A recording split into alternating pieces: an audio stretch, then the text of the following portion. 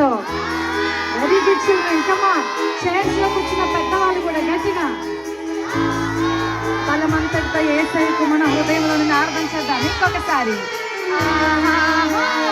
Come on, children. Hallelujah. నీకు మాత్రమే మహిమయే.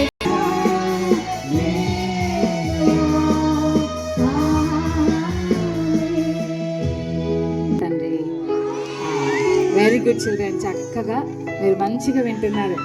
రఘునాథపల్లి పిల్లలు చాలా మంచి పిల్లలు అంట, నిజమేనా? నిజంగానా? మీరు అస్సలు అల్లరి చేయరంట కదా, నిజమేనా? చేతులు కట్టుకొని వింటారంట కదా, నిజమా?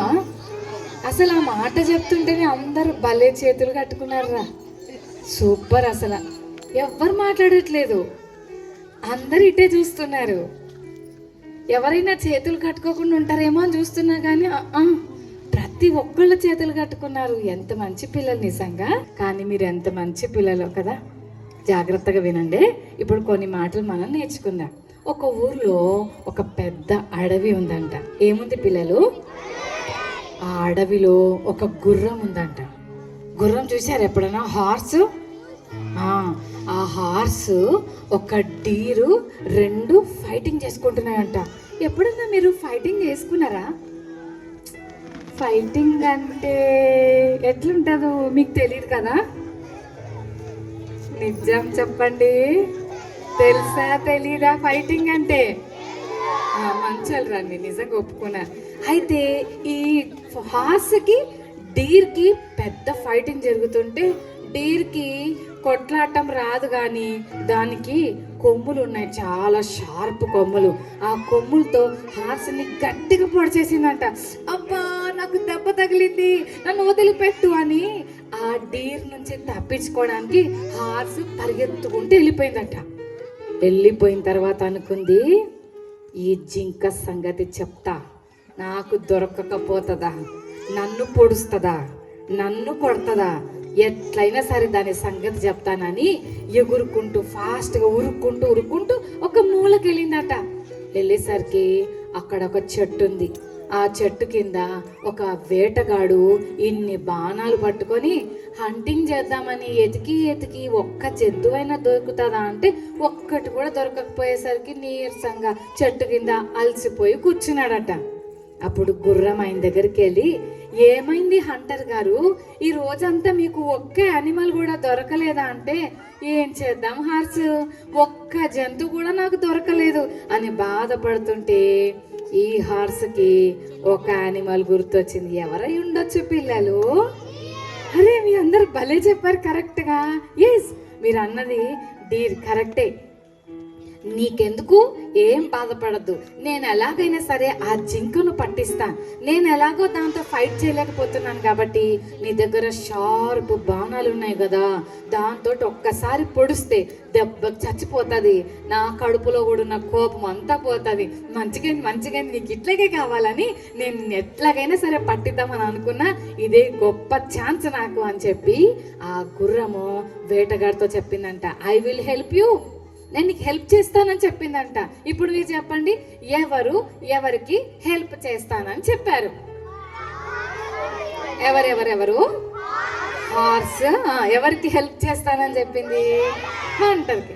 అప్పుడు హంటర్ అన్నాడంట, ఓకే అయితే నిన్ను తీసుకెళ్తావా, నాకు యానిమల్ చూపిస్తావా? ఓకే అయితే నేను వస్తా, మరి ప్రొవైడెడ్ ఒక కండిషన్, అదేంటంటే నీ మీద నన్ను ఎక్కించుకొని తీసుకెళ్ళాలి. ఓకే నేను తీసుకెళ్తాను అని అంటే, అయితే నీ మీద ఎక్కడానికి ముందు ఒక షరతు ఏంటంటే నీ నోటికి నేను కళ్ళెం పెడతాను అందంట. కళ్ళెం అంటే తెలుసా? ఒకటి కుక్కలకి కరవకుండా మూతికి ఒకటి పెడతారు కదా, కవర్ లాంటిది, అలాగా హార్స్కి మూతికి ఒకటి పెట్టేస్తా.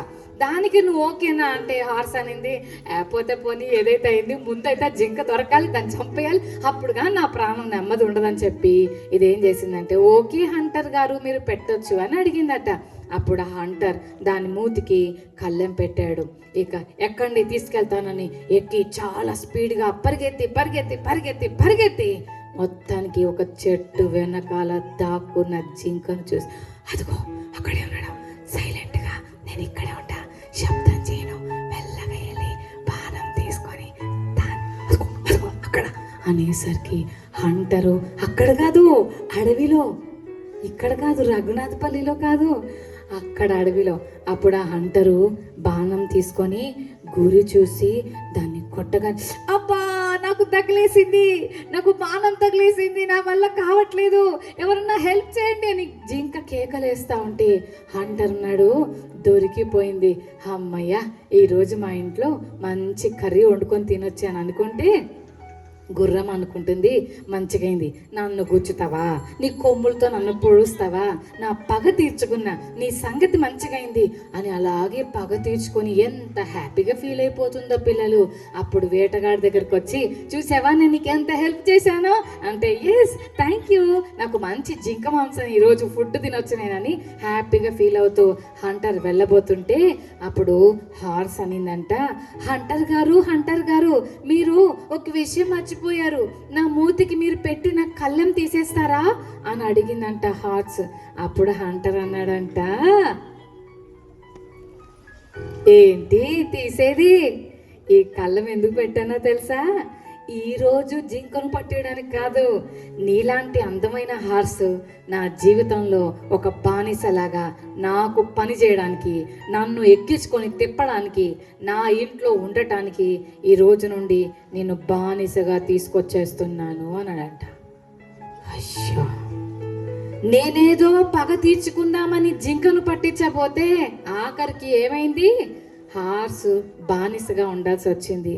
పిల్లలు మీకు విషయం తెలుసా, పగ తీర్చుకోవాలని అనుకున్న గుర్రం పగ తీర్చుకుందేమో కానీ దానివల్ల జీవితం అంతా బానిస అయిపోయింది. ఈరోజు మనం ఒక విషయం నేర్చుకుంటున్నాం పిల్లలు, పగ తీర్చుకోవడం ఎంత మాత్రం మంచిది కాదు. బైబిల్ గ్రంథంలో 2వ రాజుల గ్రంథం 5వ అధ్యాయంలో ఒక రాజున్నాడు పిల్లలు, సిరియా రాజు. ఇస్రాయేలు ప్రజల్లో ఉన్న చాలా మంది చిన్న చిన్న పిల్లలు పెద్దల్ని బానిసలుగా తీసుకెళ్ళడానికి ఇస్రాయేల్ దేశానికి పంపించాడు. ఒక పెద్ద సైనికుడు నాడు, సోల్జర్. చాలా మంది సైనికులకు ఆయన లీడర్. ఎట్లుంటాడు తెలుసా పిల్లలు, అందరూ చూడండి ఎంత బలంగా, అంత హైట్ ఉంటాడు, స్ట్రాంగ్ ఉంటాడు.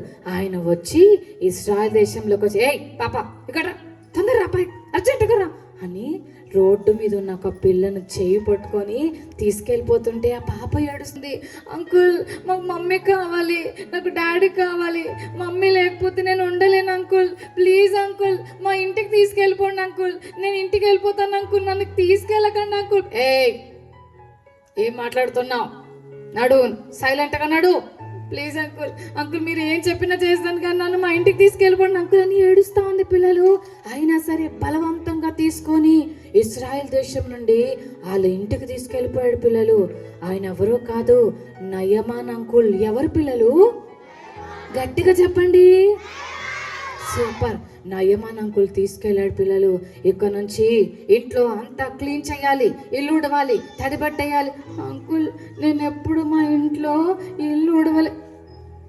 అది మీ ఇంట్లో, ఇది మా ఇంట్లో, నువ్వు మా ఇంట్లో ఒక పని మనిషివి, చెప్పిన పని చెయ్యాలి అంతే, ఓకేనా అని అంటే పిల్లలు, ఆ అక్క చిన్నది చిపిరి కట్ట పట్టుకొని ఓడుస్తూ ఉంది. మీకు ఎప్పుడైనా మమ్మీ డాడీకి దూరంగా ఉన్నప్పుడు ఏడుపు వచ్చిందా? స్కూల్కి వెళ్ళేటప్పుడు ఏడుస్తారా, నాకు స్కూల్కి వెళ్ళను, నేను ఇంటికి వెళ్ళిపోతాను, నాకు మమ్మీ కావాలని ఏడుస్తారు కదా చిన్న పిల్లలైతే. హాస్టల్లో ఉన్న పిల్లలైతే ఎప్పుడెప్పుడు ఇంటికి వెళ్ళిపోవాలా, ఎప్పుడెప్పుడు హాలిడేస్ ఇస్తారా అంటారు. నిజం చెప్పండి, మీకు మార్నింగ్ 8:30 అంటే ఇష్టమా, ఆఫ్టర్నూన్ 3:30 అంటే ఇష్టమా? కొంచెం మంచిగా చెప్పండి. హాలిడేస్లో కాదు నేను అనేది, స్కూల్ టైంలో 8:30 అంటే ఇష్టమా, 3:30 అంటే ఇష్టమా? 3:30 అయిపోతుంది, ఇంకా 5 minutes ఉందనగానే టైం అయిపోతుందా, ఇంకెంతసేపు చెప్తుంది టీచర్. గబగబా బుక్స్ అన్ని బ్యాగ్లో పెట్టేసుకొని, క్లిప్లన్నీ పెట్టేసుకొని, ఇంకా టీచర్ ఎప్పుడెప్పుడో వెళ్ళిపోతుందా. బెల్లు మోగిందంటే టీచర్ ఇంకా చాక్ పీస్ చేతిలో పట్టుకొని లెసన్ చెప్తున్నా కూడా ఏ అని అరిసేసి బ్యాగ్ క్లోజ్ చేసి పారిపోరు. ఎప్పుడెప్పుడు ఇంటికి వెళ్ళిపోవాలని ఉంటుంది కదా, కానీ ఆ చిన్నదానికి ఇంటికి వెళ్ళడానికి లేదు పిల్లలు, అక్కడే ఉండి పని చేస్తూ ఉంది. అయితే ఆ ఇంట్లో ఒక సారు ఉన్నాడని చెప్పాను కదా, నయమాన్ అంకుల్. అంకుల్కి రోజు పొద్దున్న బయటకు వెళ్ళేటప్పుడేమో ఇట్లా వెళ్తున్నారు పిల్లలు, గుడ్ మార్నింగ్ సార్, నమస్తే సార్ అంటున్నారు అందరూ. కానీ ఇంట్లోకి వచ్చాక అంకుల్ సాడ్గా ఉంటున్నారు పిల్లలు. ఈమె ఊడుస్తూ ఉంది కానీ సార్ ముఖం చూస్తుంది, ఏంటైనా అంత సాడ్గా ఉన్నాడని. అప్పుడు ఒక విషయం తెలిసింది. ఏంటో తెలుసా? నయమాన్ అంకుల్కి ఒక రోగం వచ్చింది. ఆ రోగం పేరు, మెల్లగా చెప్పండి, గట్టిగా చెప్పకూడదు, అది డేంజర్ రోగం. ఎవరికైనా తెలిస్తే వాళ్ళతో ఫ్రెండ్షిప్ చేయరు. ఏయ్, నీకు ఆ రోగం వచ్చిందా, వెళ్ళిపో, బయటికి వెళ్ళిపో అని ఊరు అవతలకి పంపిస్తారు. మెల్లగా చెప్పండి, ఏం రోగం అది? కుష్ఠరోగం. అప్పుడు ఈ అక్కకు విషయం తెలిసి మేడం దగ్గరికి వెళ్ళి చెప్తుంది, అమ్మగారు మీకు ఒక విషయం చెప్పనా? మా దేశంలో ఒక పాస్టర్ గారు ఉన్నారు, ప్రవక్త గారు. ఆయన పేరు ఎలీషా. ఏం ప్రవక్త పిల్లలు? కొంచెం గట్టిగా చెప్పండి. సూపర్ చెప్పారా. ఎలీషా ప్రవక్త దగ్గరికి ఆయన్ని తీసుకెళ్తే ఆ ఎలీషా అంకుల్ ప్రేయర్ చేస్తే చాలు మొత్తం రోగం పోతుందని చెప్పారు పిల్లలు. అప్పుడు ఈ నయమాన్ అంకుల్ రాజు దగ్గరికి వెళ్ళి పర్మిషన్ తీసుకుంటే రాజు కొన్ని బంగారము, వెండి, కొన్ని మంచి బట్టలు ఇచ్చి ఇస్రాయేల్ రాజు దగ్గరకు పంపించాడు పిల్లలు. అప్పుడు నయమాన్ అంకుల్ ఇస్రాయేల్ రాజు దగ్గరికి వెళ్తే ఇస్రాయేల్ రాజుకు చాలా భయం వేసిపోయింది. అమ్మో, ఏం చేశాడో చూసారా?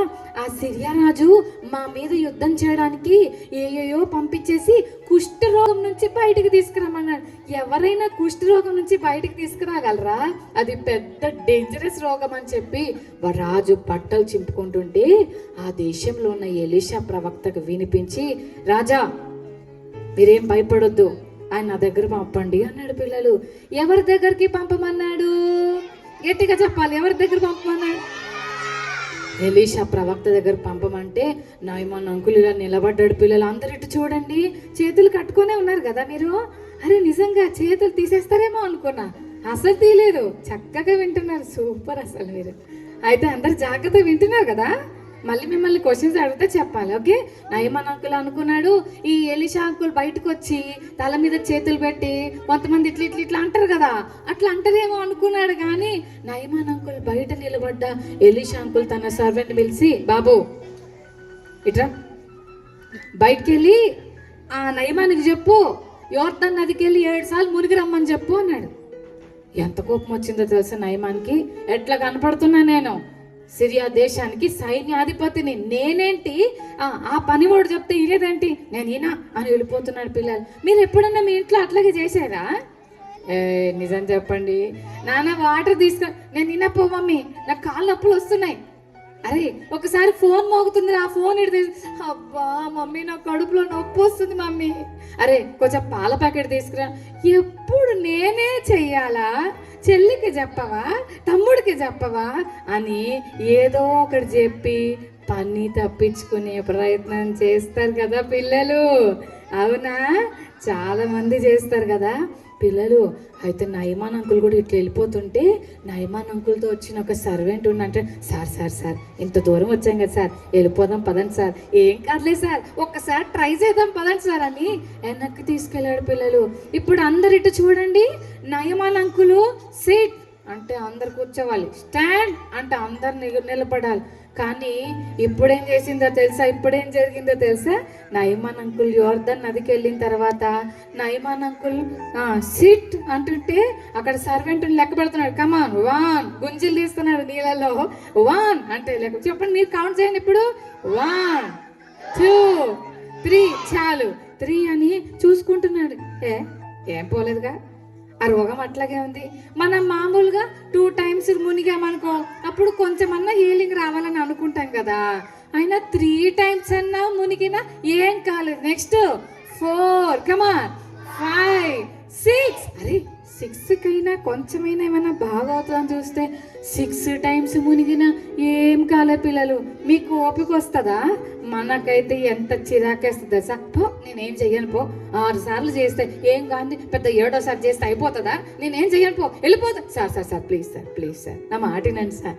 7 సార్లు మునగమన్నాడు కదా, ఇంకొక్కసారే సార్ ప్లీజ్ సార్ మునగండి అంటే నయమాన్ అంకుల్ 7వసారి అలా మునిగి ఇలా లేసేసరికి పిల్లలు నయమాన్ అంకుల్ బాడీ అంతా హీల్ అయిపోయి చిన్న పిల్లల బాడీ ఎలాగా టెండర్గా ఉంటుందో రోగమంతా ఎగిరిపోయింది. కమాన్, గట్టిగా క్లాప్స్ కొడదామా పిల్లలు? ఎంత గ్రేట్ హీలింగ్ ఉంది కదా. ఇందులో మనం ఏం నేర్చుకుంటున్నామంటే, ఎవరైతే చెప్పిన మాట చెప్పినట్టు వింటారో అలాంటి వారు గ్రేట్ బ్లెస్సింగ్స్ పొందుకుంటారు. మమ్మీ చెప్పిన, ఇందాక ఎవరు మాట్లాడారు? షించాన్ చూస్తారా మీరు? ఇంకా షించాన్, ఇంకెవరు కదా? తాతయ్య వస్తానని చెప్తే ఎవరైతే అలర్ట్ అయిపోయారో వాళ్ళు టికెట్ బుక్ చేసుకొని వెళ్ళిపోయారు. కానీ ఇంకొకళ్ళు మాత్రం చూద్దాంలే అని అనుకున్నారు కదా, అక్కడే ఉండిపోయారు. మనం కూడా చెప్పిన పని చేస్తే, ఒబీడియంట్గా ఉంటే దేవుని ఆశీర్వాదాలు పొందుకుంటాం. రోగముతో వచ్చిన నయమాన్ అంకుల్ గ్రేట్ హీలింగ్తో బయటికి వెళ్ళాడు. పిల్లలందరూ వినండి, కారణం ఏంటో ఒకటి ఏంటది? ఎవరు చెప్తారు చూద్దాం? బాయ్స్ చెప్తారా, గర్ల్స్ చెప్తారా?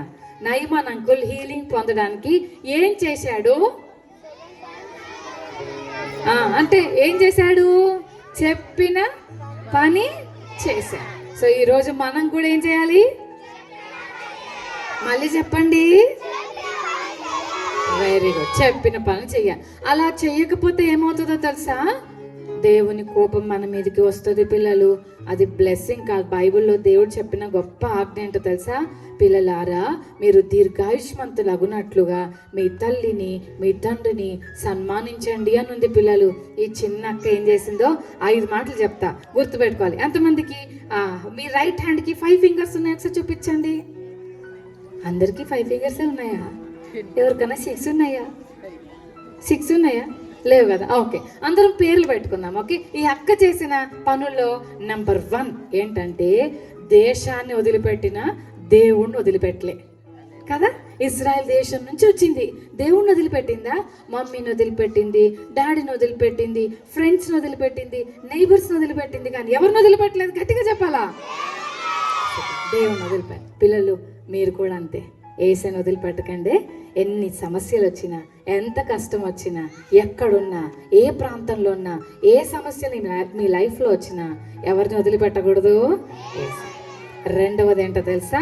అందరు ఇప్పుడు ఇట్టు చూడండి. మిమ్మల్ని మీ తమ్ముడు ఇరికిచ్చి డాడీతో కొట్టించాడు అనుకోండి, మీరు ఇమీడియట్గా ఏం ఆలోచన చేస్తారు?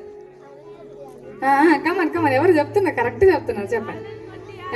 కొట్టియాలి. ఎట్లా కొట్టియాలో చూస్తారు. రే, నన్ను కొట్టిస్తావా? నువ్వు దొరకవా నాకు? నీ సంగతి చెప్తా. ఇంకా సీసీ కెమెరా పెట్టి చూస్తుంటారు. వీడు ఎక్కడికన్నా బయటకు పోతా, డాడీ వీడు ఏం చేసిండో తెలుసా? కొడుతున్నాడు అనుకో డాడీ తమ్ముడిని, అప్పుడు ఎంత హ్యాపీగా ఫీల్ అయిపోతుంటారు కదా. అంటే పగ తీర్చుకోవడం. కానీ ఈరోజు రెండో మాట ఏంటి తెలుసా? పగ పనికి రాదు. చెప్పండి అందరు గట్టిగా. పగ పెట్టుకోవచ్చా పిల్లలు? కదా. ఈ చిన్న అక్క నన్ను మా మమ్మీ నుంచి మా డాడీ నుంచి దూరం చేసి ఈ దేశాన్ని తీసుకొచ్చి పని చేపిస్తున్నాడా? మంచిగా కుష్ఠరోగం వచ్చింది అని అనుకోలేదు కదా. ఎట్లయినా హెల్ప్ చేయాలని అనుకుంది, పగ పెట్టుకోలే. సో ఫస్ట్ ఏంటి చెప్పండి? దేశాన్ని వదిలిపెట్టిన దేవుణ్ణి వదిలిపెట్టి. రెండో మాట ఏంటి చెప్పండి? పగ మర్చిపోకూడదు. ఓకే, పగ పనికిరా. మూడోది ఏంటో తెలుసా? కీడుకు బదులు మేలు చేసింది. అంకులేమో ఈమెకు బాధ పెడితే, ఈమెమో అంకుల్కు ఏం చేసింది చెప్పండి? హెల్ప్ చేసింది. సో మూడో మాట ఏంటి చెప్పండి? కీడుకు బదులు మేలు చేసింది. నాలుగవది ఏంటో తెలుసా? అక్క ధైర్యంగా వెళ్ళింది కదా. అమ్మ బాబోయ్, నేనేమన్నా చెప్తే నన్ను కొడతారేమో, అమ్మన్న భయం వేసింది అక్క, నేను పోనక్క అనలేదు, కానీ ధైర్యంగా వెళ్ళింది. సో నాలుగో మాట ఏంటి చెప్పండి? ధైర్యం. మనం కూడా ధైర్యంగా ప్రభు గురించి చెప్పడానికి ధైర్యంగా ఉండాలి. చివరిది ఐదో మాట ఏంటంటే, సాడ్గా ఉన్న ఇంట్లో సంతోషాన్ని నింపింది. చెప్పండి, 5th మాట ఏంటి చెప్పండి? సంతోషాన్ని నింపి. ఓకే, రఘునాథపల్లి పిల్లలు చాలా ఫాస్ట్గా వింటారంట కదా, నిజమేనా? మీరు చాలా షార్ప్ అంట కదా, స్టేట్ ర్యాంక్ మీకేనంట కదా ఈ ఏరియాలో, నిజమేనా? అంత ఫాస్ట్గా పట్టేసుకుంటారా మీరు? పాటలు కూడా ఇందాక చూస్తున్నా స్టేజ్ మీద అక్క వాళ్ళు పాడుతుంటే బుడ్డ చిన్నలుగు ఆ చిన్నోడు కూడా ఎంత స్పీడ్గా పాడుతున్నాడు. నాకు బాగా నచ్చింది, నేను చాలా సంతోషపడ్డా. ఇప్పుడు చూద్దాం మీకు ఎంత తెలివి ఉందో, మీకు ఎంత మెమరీ పవర్ ఉందో నేను తెలుసుకోవాలని అనుకుంటున్నా. ఇప్పుడు 5 పాయింట్స్ చెప్తారా? 1, దేశాన్ని వదిలిపెట్టిన. సూపర్. దేశాన్ని వదిలిపెట్టిన దేవుని వదిలిపెట్టకూడదు. 2, కోపమా? బాగా పనికిరా. సూపర్. 3. అయ్యో హాయ్ హాయ్. కీడుకు బదులు మేలు చేసింది. 4. ధైర్యం. సూపర్. 5. సాడ్గా ఉన్న వాళ్ళ ఇంట్లో సంతోషాన్ని నింపింది. నిజమే కదా పిల్లలు, మనం కూడా పగ పెట్టుకోకూడదు. నేను క్లోజింగ్లో నేను ముగిస్తున్నా, కొన్ని మాటలు చెప్తా, జాగ్రత్తగా వినండి. పెద్దలు కూడా వినాలి జాగ్రత్తగా. అందరు పిల్లలు చేతులు కట్టుకొని ఉన్నారు కదా. అరే భలే కట్టుకున్నారా, సూపర్. అసలు తీయట్లేదు అసలు, మీరు ఎంత మంచి పిల్లలు కదా. సరే, లాస్ట్ టైం నేను వచ్చినప్పుడు మీకు ఒక స్టోరీ చెప్పాను కదా, గుర్తుందా మీకు? దేని గురించి చెప్పాను, గుర్తుందా? ఓకే, గుర్తులేదు. ఓకే, ఒక ఊరిలో ఒక ఆంటీ ఉంది. ఆ ఆంటీ చాలా కష్టపడి పని చేస్తుండేది. ఆ ఆంటీకి భర్త లేడు, హస్బెండ్ లేడు. పిల్లలు వినండి, ఎవరు లేరు ఆంటీకి? హస్బెండ్ లేడు. చిన్న బాబు పిల్లలు. ఆ చిన్న బాబుని చదివిద్దామని స్కూల్కి పంపించి చదువుకొని పెద్ద స్కూల్లో వేయాలి. మా బాబుని స్కూల్లో చదివించి గొప్పోడిని చేయాలని చాలా ప్లాన్స్ చేసింది. ఒకరోజు బాక్స్ పంపించడం మర్చిపోయింది పిల్లలు. ఆంటీ ఏం పంపించడం మర్చిపోయింది? ఏ బాక్స్? Lunch box. అయితే వాళ్ళ మమ్మీ లేట్ అయిపోతుందని హడావిడిగా ఇంటికి వెళ్ళి రెడీ అవ్వకుండా బయటనే ఇళ్ళల్లో పని చేస్తుంటుంది ఆంటీ. ఆ పని చేస్తున్నప్పుడు జుట్టంతా ఇలా చెరిగిపోయి ఆ పాత బట్టలు ఇలా దోపేసుకొని ఆ బ్యాగ్ పట్టుకొని, లంచ్ బ్యాగ్ పట్టుకొని పరిగెత్తుకుంటూ అయ్యో మా రాజుకు ఆకలిస్తుంటుంది, తినడానికి ఫుడ్ లేదు, ఎలాగైనా సరే మా బాబుకి ఫుడ్ పెట్టాలని పరిగెత్తుకుంటూ వెళ్ళి రాజు రాజు నీ కోసం లంచ్ తెచ్చాను రా, ఇదిగో లంచ్ బాక్స్ అని చెప్తుంది పిల్లలు. ఆ స్కూల్లో లంచ్ బెల్ అయ్యేసరికి అందరూ చుట్టూ పిల్లలందరూ కూడా తిరుగుతూ ఉన్నారు. రే ఏంట్రా ఇంకా నీ లంచ్ రాలేదు అని అందరూ వెయిట్ చేస్తూ ఉంటే గబగబా అప్పుడే ఆ ఆంటీ బాక్స్ పట్టుకొని వచ్చింది. పిల్లలు వాళ్ళందరూ ఆ ఆంటీని అలాగే చూస్తూ ఉన్నారు. పిల్లలు వింటున్నారా?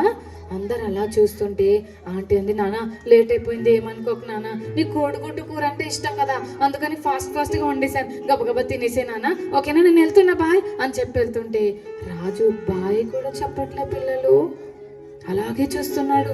ఫ్రెండ్స్ అడుగుతారు, రే ఎవర్రామా అని అంటుంటే రాజు ఏమన్నా తెలుసా, ఆమె మా పని మనిషి లేరా అన్నాడు. ఏమని చెప్పాడు? ఎవరి గురించి చెప్పాడు? వాళ్ళ మమ్మీ వెనక్కు తిరిగి రాజు ఆ మాట అంటుంటే విని ఏడ్చుకుంటూ ఇంటికి వెళ్ళిపోయింది. పిల్లలు ఎంత సాడ్ థింగో కదా.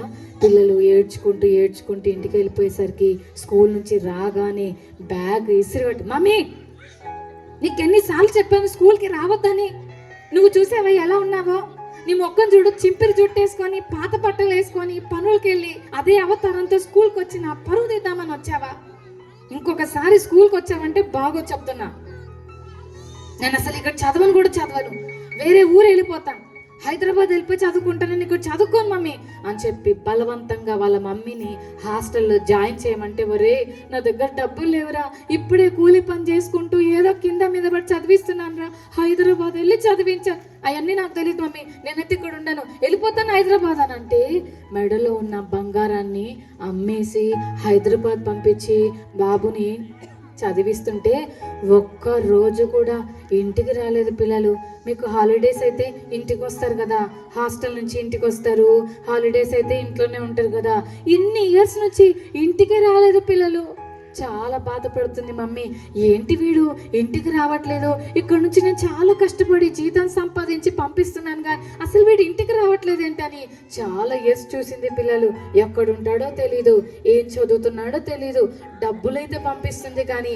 అస్సలు కాంటాక్ట్స్లో లేడు, ఫోన్ చేయట్లేదు, మమ్మీ ఎలా ఉన్నావని అడగట్లేదు. పిల్లలు చాలా ఇయర్స్ అయిపోయింది, 10-15 ఇయర్స్ అయిపోయిన తర్వాత ఒకరోజు ఏం చేసిందంటే, ఇట్లా కాదు నేనే వెళ్ళిపోయి మా బాబు ఎక్కడున్నాడో ఎత్తుకుంటానని ఒక చిన్న పాస్పోర్ట్ సైజు ఫోటో చిన్నప్పటిదుంటే ఆ ఫోటో తీసుకుంది. అప్పటికే చాలా ముసలాం అయిపోయింది, శక్తి లేదు. పిల్లలు చాలా వీక్ అయిపోయి వంగిపోయింది. చేతిలో ఒక కర్ర పెట్టుకొని ఒక సంచి పట్టుకొని హైదరాబాద్కి వెళ్ళి కుకట్పల్లిలో ఉంటానని తెలుసుకొని కుకట్పల్లి బస్ స్టాప్కి వెళ్ళి ఇంటికి వెళ్తుంది. పిల్లలు బాబు రాజు అని ఒక అబ్బాయి ఉంటాడు, ఈ ఊర్లో మీరు ఏమైనా చూసారా, రాజు అనే బాబు ఉంటాడు, మీరు ఎక్కడికైనా కనిపించాడా, ఈ బాబు కనిపించాడా, ఇలాంటి అబ్బాయిని చూసారా అని ఇంటింటికి వెళ్తుంటే, అమ్మ మాకైతే తెలియదు కానీ పలానా గలీలో రాజు అని ఒక అతను ఉంటాడు, మరి ఆయన ఇలా పెద్దగా ఉంటాడమ్మా, ఇలా కాదు కానీ అక్కడ ఉంటాడు అంటే ఇంటింటికి వెళ్తుంది, తలుపు కొడతా ఉంది. రాజు అనే బాబున్నాడమ్మా, రాజు అని ఏరియాలో ఉంటాడంట కదా, తెలుసా మీకు అని అడుగుతా ఉంది పిల్లలు. అలా వెతుక్కుంటూ ఒక ఇల్లు తలుపు కొట్టింది పిల్లలు. ఆ ఇంట్లో నుంచి 2 పిల్లలు బయటకు వచ్చారు. బయటకు వచ్చి చూసేసరికి ఆ ఇంట్లో గుమ్మం దగ్గర ఒక ముసలి ఆవిడ ఉంది. చేతిలో ఒక ఫోటో పట్టుకుంది, కళ్ళద్దాలు పెట్టుకొని పూర్తిగా వంగిపోయింది. చేతిలో ఒక కర్ర పట్టుకొని, బాబు అమ్మ రాజు అనే ఒక అబ్బాయి ఉండాలి, ఉన్నాడా అమ్మ ఇక్కడ, ఈ బాబు ఉన్నాడా ఇక్కడ, లోపల అడగమ్మా అని అంటుంటే ఆ పిల్లలు పరిగెత్తుకుంటూ లోపలికి వచ్చి, మమ్మీ మమ్మీ ఎవరో రాజు అని అడుగుతున్నారు మమ్మీ, పేరైతే డాడీదే చెప్తున్నారు, ఏదో చిన్న ఫోటో పట్టుకొని వచ్చింది, అమ్మో అమ్మని చూస్తే పిచ్చమ్మలాగుంది మమ్మీ, నాకు చాలా భయం వేస్తుంది, ఒకసారి చూద్దురా అని అంటుంటే ఆ ఆంటీ బయటకు వచ్చి, ఎవరమ్మా నీకు, ఎవరు కావాలమ్మా నీకు అని అడుగుతుంటే, అమ్మ ఈ చిన్న ఫోటో, ఈ అబ్బాయి రాజమ్మ, ఈ ఇంట్లో మీకేమన్నా తెలుసా అమ్మా అని అంటుంటే ఆ ఆంటీ లోపలికి వెళ్ళి, ఏమండి ఇగో రాజు అని నీ పేరు చెప్తుంది, ఒకసారి చూడు అని అంటుంటే లోపల నుంచి బయటికి చూసేసరికి ఈయనకు అర్థమైపోయింది ఆమె ఎవరు అని.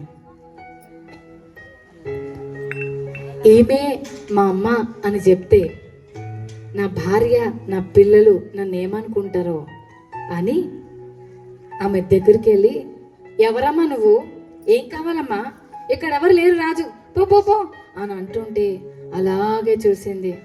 మమ్మీ కొడుకుని గుర్తుపట్టదా పిల్లలు, ఎంత పెద్దకున్నా గుర్తుపడుతుంది కదా. అలాగే చూసి, రాజు ఎవరు లేరా, లేరు వెళ్ళిపోతలకి, ఎవరెవరో వస్తుంటారు మా ఇంటికి, లేదా మెలు. అలాగే చూసి, సరే బాబు వెళ్ళొస్తాను, వెళ్ళిపోయింది.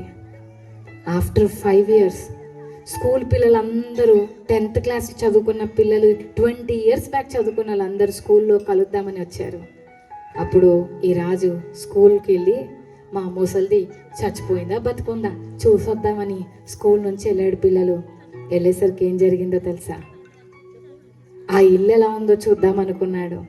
అదే పాత గుడిసె, అవే పాత కుర్చీలు, అవే పాత సామాన్లు, పాత మంచం మీద బక్కగా శక్తిహీనంగా చూడలేని స్థితిలో అలా ఒక శవంలాగా పడిపోయింది పిల్లలు. చేతిలో ఒక లెటర్ ఉంది, ఆ లెటర్ పట్టుకొని చూస్తూ పడుకొని ఉంది. ఇతను లోపలికి వెళ్ళి ఆమెను చూసి ఆ చేతిలో ఉన్న లెటర్ తీసుకొని అందులో ఏముందా అని చదివితే ఆ లెటర్లో ఏమని రాసిందో తెలుసా, నానా రాజు నీకు ఒక విషయం చెప్పాలని అనుకున్నాను, చిన్నప్పుడు ఈ విషయం చెప్పాల్సిన అవసరత లేదని అనుకొని ఇంతకాలం నేను చెప్పలేదు, కానీ ఇప్పుడు టైం వచ్చింది కాబట్టి నేను చచ్చిపోయే ముందు నీకు ఈ విషయం చెప్పే చచ్చిపోదామని ఈ ఉత్తరం రాపిస్తున్నాను నాన్న. చిన్నప్పుడు నేను చాలా అందంగా ఉన్నాను, నాకు 2 కళ్ళు చాలా బాగుంటాయి, నేను చాలా బ్యూటిఫుల్గా ఉండేదాన్ని. నాకు మ్యారేజ్ అయిన తర్వాత నువ్వు ఎప్పుడైతే పుట్టావో 1.5 year ఏజ్ నీకున్నప్పుడు డాడీ నాకు చాక్లెట్లు కొనివా అని డాడీని అడిగితే మీ డాడీ నిన్ను బండి మీద ఎక్కించుకొని చాక్లెట్లు కొనడానికి బయటికి తీసుకెళ్ళాడు రా. అప్పుడు పెద్ద యాక్సిడెంట్ అయింది, ఆ యాక్సిడెంట్లో మీ డాడీ చచ్చిపోయాడు రా. అదే యాక్సిడెంట్లో నీకు కూడా చాలా పెద్ద దెబ్బలే తగిలాయి, నీకున్న రైట్ ఐ ఊడిపోయింది, దెబ్బలకి ఈ కన్ను బయటకు వచ్చింది, ఇది పనిచేయదని డాక్టర్స్ చెప్తే నేను ఒక నిర్ణయం తీసుకున్నాను రా. ఈ భూమి మీద 2 కళ్ళు కలిగి ఈ ప్రపంచాన్ని నేను చూడటం కంటే నా కొడుకు 2 కళ్ళతో చూస్తే చాలే, నేను ఒక్క కన్నుతో చూస్తానులే అని నాకున్న రైట్ ఐ తీసి నీకు ఇచ్చాను రా. ఈరోజు నీకున్న రైట్ ఐ నీది కాదు నాది. నేను గుడ్డిదాన్నని, చింపిరిదాన్నని, పని మనిషి అని మీ స్కూల్లో ఇంట్రడ్యూస్ చేసావు కదా, దానికి నేను బాధపడను, కానీ నువ్వెక్కడున్నావో వెతుక్కుంటూ నీ ఇంటికి వచ్చాను. నా కళ్ళల్లో చూసి కూడా ఇక్కడ రాజు లేరని అబద్ధం చెప్పి పంపించావు. కానీ ఒక్క విషయం నేను చెప్తున్నాను రాజు, నేను 2 కళ్ళు కలిగిన దాన్ని, నీవు గుడ్డివాడుగా ఉండకూడదని ఉద్దేశంతో నాకున్న కన్ను నీకిచ్చాను రా. నువ్వు గుడ్డోడివి కానీ నా కన్ను నీకు ఇచ్చాను, నీ గుడ్డితనం తీసిచ్చాను రా. నీకు గుడ్డితనం తీయడానికి నేను గుడ్డిదాన్ని అయ్యానురా అని వాళ్ళమ్మ రాసింది పిల్లలు. ఎనీహౌ నువ్వెన్ని అన్నా, నువ్వెంత బాధ పెట్టినా, అమ్మ నాకు వద్దు అని అన్నా, నేను మాత్రం తల్లిగా ఒకటే చెప్తున్నా, రాజు ఇప్పటికీ నేను నిన్ను ప్రేమిస్తున్నారా, ఐ స్టిల్ లవ్ యూ అని చెప్పిన పిల్లలు. ఆ లెటర్ చదువుతూనే రాజన్న చేతులు వణికిపోతా ఉన్నాయి, ఏడుస్తా ఉన్నాడు పిల్లలు. మోకాళ్ళ మీద కూర్చొని 2 చేతులు పట్టుకొని ఏడ్చుకుంటూ, మమ్మీ మమ్మీ సారీ మమ్మీ, నన్ను క్షమించు మమ్మీ, నేను చాలా మూర్ఖుండి మమ్మీ, నాకున్న రైటే నీదా, నీ కన్ను నాకు ఇచ్చావు మమ్మీ, నన్ను క్షమించు మమ్మీ, నీ ప్రేమను అర్థం చేసుకోలేకపోయాను మమ్మీ, నన్ను క్షమించు మమ్మీ, అవమానంగా భావించాను మమ్మీ, ఇంకెప్పుడు అలా చేయను మమ్మీ, ప్లీజ్ మమ్మీ ఇంటికి రా మమ్మీ, నిన్ను తీసుకెళ్తాను మమ్మీ, నేను ప్రేమగా చూసుకుంటాను మమ్మీ, కాళ్ళు కింద పెట్టనీయకుండా మహారాణిలాగా చూసుకుంటాను మమ్మీ, రా మమ్మీ ప్లీజ్ మమ్మీ అని గడ్డం పట్టుకొని బ్రతిమలాడుతూ చేతులు పట్టుకొని తీసుకెళ్ళబోతుంటే టైం అప్, మమ్మీ ఇక లేదు, మమ్మీ చచ్చిపోయింది. ఎంత ప్రేమతో మమ్మీ రాజు కొరకు ఎదురు చూసిందో. రాజు అమ్మ ప్రేమను తెలుసుకునే లోపల అమ్మ చచ్చిపోయింది. ఈ రాత్రి మీకు ఒక మాట చెప్పాలని అనుకుంటున్నాను, పెద్దవాళ్ళకి చిన్నవాళ్ళకి. అమ్మ ప్రేమను తెలుసుకునే లోపలే అమ్మ ప్రాణం పోయింది. అమ్మ అంటే విసుక్కునే వాళ్ళు చాలామంది ఉన్నారు ఇక్కడ. పో, నీకేం తెలీదు, పో, నీకేం చేత కాదు, పో, నువ్వు ముసలోడివి, నువ్వు ముసలిదానివి, ఏంటంట నీ గొడవ అని చాలామంది విసుక్కుంటారు. రేపు పొద్దున్న నువ్వు మాట్లాడని రోజు ఒకటి రాబోతుంది. బెటర్ వాళ్ళు ఉన్నప్పుడే వాళ్ళని గౌరవించడం నేర్చుకుందాం, వాళ్ళు బ్రతుకున్నప్పుడే వాళ్ళ విలువ తెలుసుకొని ప్రేమించడం నేర్చుకుందాం. నాన్న చిన్నప్పుడు మీరు చిన్నగా ఉన్నారు కదా, అడుగుతారు కదా, డాడీ అదేంటి, అది కాకి నాన్న, డాడీ అదేంటి, అది కాకిరా, డాడీ అదే కాకి నాన్న, అర్థం కాలేదా, మళ్ళీ చెప్తాను చూడు, అది కాకి అని మనకు మమ్మీ డాడీ చెప్తారు కదా. మరి పెద్దగైన తర్వాత డాడీకి మమ్మీకి పెద్ద ఏజ్ వచ్చాక వినిపించదు కదా, నానా అదేంట్రా, అదిలే నీకు ఎందుకంట ముసలోడివి, అది కాదురా, అదే ఎన్నిసార్లు చెప్పాలి నీకు. చిన్నప్పుడు అలాగే అన్నారా, ఎంత ప్రేమగా చూసుకున్నారు కదా, ఆ ప్రేమను గుర్తు చేసుకొని కృతజ్ఞత చెల్లించాలా లేదా పిల్లలు? మనము థ్యాంక్ఫుల్గా ఉండాలి కదా. విసుక్కోవాలా మమ్మీని డాడీని, విసుక్కోవచ్చా పిల్లలు కదా. రాజు ఎంత ప్రేమను చూపిద్దామని ఇంటికి వెళ్ళి, ఈరోజు నాకున్న కూడి కన్ను మా మమ్మీదే అంట, మా మమ్మీ సాక్రిఫైస్ చేయడం వల్ల నాకు ఒక కన్ను వచ్చింది, లేకపోతే నేను గుడ్డోనంట అని చెప్పుదామని అనుకునే లోపల అంతా అయిపోయింది. పిల్లలు, ఒక మమ్మీ కన్ను ఇస్తే మనకి ఎంత బాధేస్తుంది కదా, ఎంత హార్ట్ టచింగ్గా ఉంది కదా. ఒక్క కన్ను ఇస్తేనే అంత అనిపిస్తే మనల్ని ప్రేమించిన యేసయ్య తన ప్రాణం అంతా ఇచ్చేసాడు పిల్లలు, తన రక్తం అంతా ఇచ్చేసాడు పిల్లలు. దేవునితో మనకి చాలా గ్రేట్ రిలేషన్ ఉండేది పిల్లలు, దేవునికి మనకు చాలా రిలేషన్ ఉండేది. ఆ రిలేషన్ని డిస్టర్బ్ చేయడానికి సాతాను అనేవాడు వచ్చి దేవుని నుండి మనల్ని దూరం చేసేసాడు. అరే సినిమాలు చూడరా, బూతు మాటలు మాట్లాడరా, అబద్ధాలు చెప్పురా, దొంగతనాలు చేయరా అని అన్ని పనికి మనవన్నీ నేర్పించి దేవుని నుండి మనల్ని దూరం చేసేస్తున్నాడు పిల్లలు. ఒకసారి ఇట్రా నాన్న, ఒకసారి ఇట్రా, ఒక 4 మెంబర్స్ రండి ఫాస్ట్గా, కమన్ రా, 1, ఇంకిద్దరు రండి, పరిగెత్తాలి, ఇంకొకరు రండి, చాలు. ఓకే, అందరు ఇటు చూడండి పిల్లలు. ఈయన తండ్రి అయిన దేవుడు ఎవరు చెప్పండి? ఈయన ఫాదర్ చెప్పండి, అందరు ఒకసారి చెప్పండి పిల్లలు. ఎవరైనా ఫాదర్. ఈయనకి ఒక ప్రియమైన కొడుకున్నాడు. ఎవరు? ఈయన ఎవరంటే జీసస్. చెప్పండి అందరూ. సో వీళ్ళిద్దరు చాలా ప్రేమగా ఉంటారు. అయితే ఈ లోపల మనల్ని తయారు చేశాడు దేవుడు మనతో ఫ్రెండ్షిప్ చేయడానికి. ఇప్పుడు వీళ్ళు ముగ్గురు బెస్ట్ ఫ్రెండ్స్ అనమాట. అందరు సెకండ్ ఇచ్చుకోండి, అలా పట్టుకోండి. ఓకే, ఇంకొకరు రండి నాన్న, ఎవరన్నా ఒకరు రండి. కమ్, బ్లాక్ షర్ట్ కమ్, దా. ఇప్పుడు ఈ ముగ్గురు చాలా ప్రేమగా ఉంటారు పిల్లలు, మనుషులు ఫ్రెండ్షిప్ చేయడానికి.